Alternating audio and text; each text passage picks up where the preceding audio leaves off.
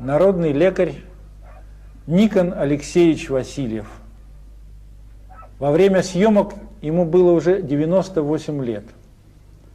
Сейчас его нет в живых, но память о нем, об этом уникальном человеке, жива по всей Якутии. В молодости он активно шаманил, но в 30-е годы, когда начались гонения на шаманов, перестал открыто общаться с духами.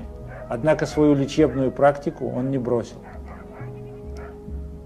Старик Никон владел многими приемами народной медицины: массажем, коровьим рогом для кровопускания,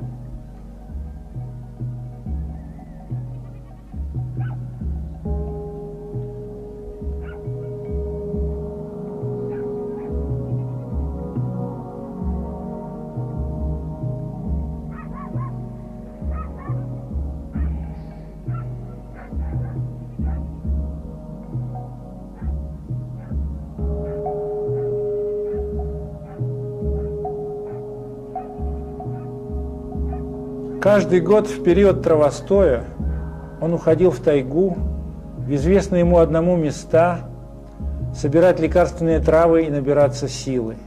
Слава старика Никона была такова, что даже специалисты-медики направляли к нему своих пациентов, и потому его дом был всегда полон.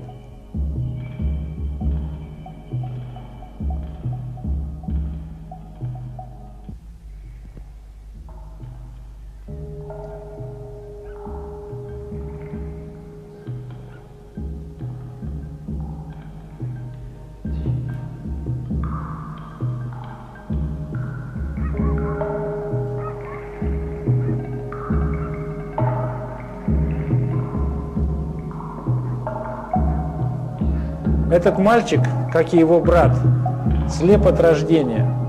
После нескольких сеансов лечения у Никона он начал различать свет и контуры предметов.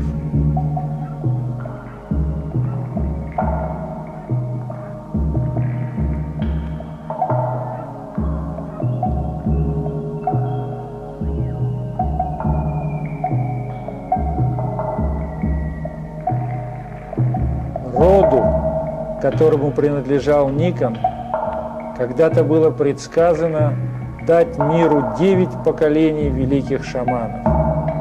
Себя он считал последним в роду, кто обладал шаманской силой.